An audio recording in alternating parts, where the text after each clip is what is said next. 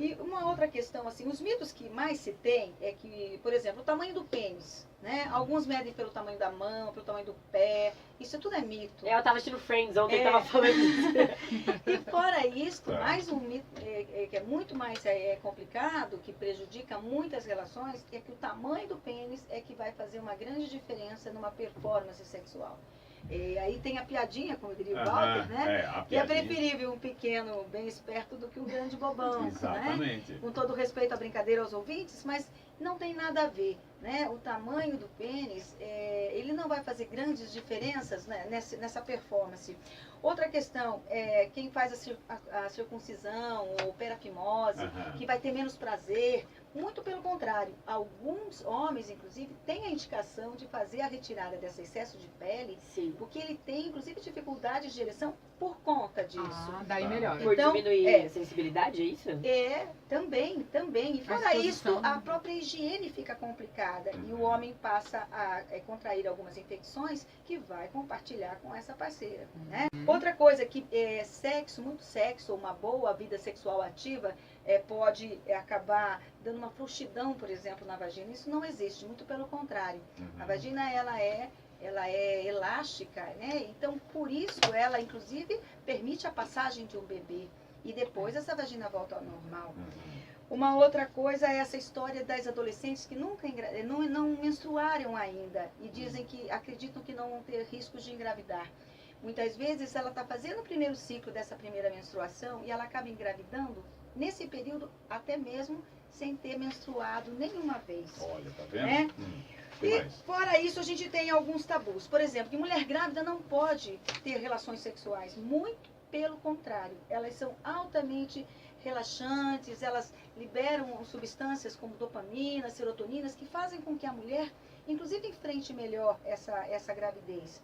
Então, a menos, é claro, que exista uma ordem, uma recomendação médica de repouso, uma placenta prévia, enfim, uma recomendação médica que ela não pode. Senão ela pode ter as relações sexuais até o último período ali da gravidez. Os desconfortos existem, mas as posições podem ser encontradas, então, muito pelo contrário, o casal precisa estar ativo. Se tiver uma boa conexão, fica fácil. Muito. Né? Até porque é muito importante que a gente lembre sempre que uma vida sexual ativa, porém prazerosa, ela traz benefícios como diminuir infartos, derrames, ela libera tipo de uma anfetamina. Tô falando desses Highlander agora. Aquele famoso tipo que falam que tem pessoa que passa um dia, passa outro dia, no terceiro dia passa muito diferente, as pessoas olham e falam, já sei. A pele tá melhor. Mas tem mesmo isso, a pele ganha um novo viço, a gente tem uma energia muito melhor, porque nós liberamos essas substâncias, assim como através da atividade física.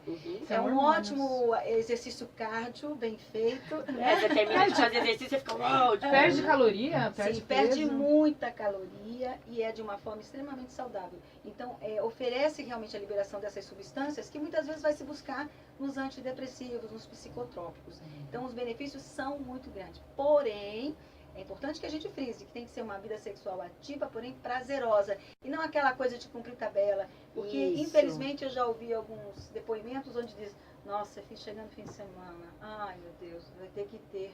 Como se fosse a pior coisa da vida. Desgraça, né? Lá vem o Highlander.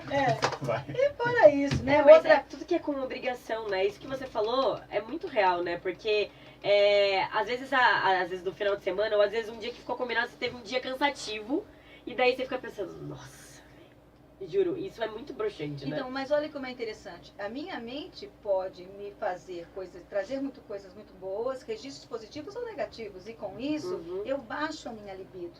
Né? A libido, ela precisa desse estímulo. Como eu disse, é uma mensagem, é um olhar, é uma roupa. Por isso existem também os tais brinquedos sexuais, né? Que, se bem usados e bem combinados, vai trazer realmente uma pimentinha gostosa para a relação. Vamos lá, para a gente fechar esse bloco, vamos ouvir o áudio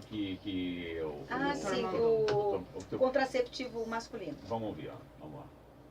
Bom dia aos ouvintes da Rádio Ipanema, desse maravilhoso programa Breakfast, que acompanho aqui do extremo norte do Brasil, em Boa Vista, Roraima. Que legal. Um grande abraço a essa pessoa fantástica, a doutora Osmeire, sempre atualizada com os anseios femininos. Bem, me fizeram duas perguntas, doutora Asmeire, que eu vou tentar resumir para poder ser entendido. Ainda não existe oficialmente nenhum tipo de anticoncepcional masculino. Em 2016 foi abandonado um projeto em que havia sido lançado uma injeção para homens, e os testes com essa injeção foram muito eficientes como contraceptivo.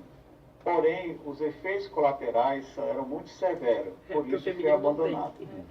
Existe hoje vários laboratórios em pesquisas em andamento, no sentido de buscar uma pílula ou injeção com menos efeitos colaterais para que se possa usar como anticoncepcional. Mas no momento não existe oficialmente nenhum tipo de contraceptivo masculino, nem injetável e nem em comprimido.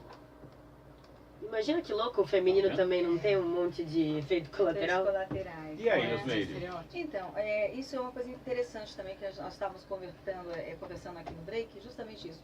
Algumas mulheres, uma boa parte das mulheres, quando tomam um anticoncepcional, um dos efeitos muito complicados é justamente a baixa da libido.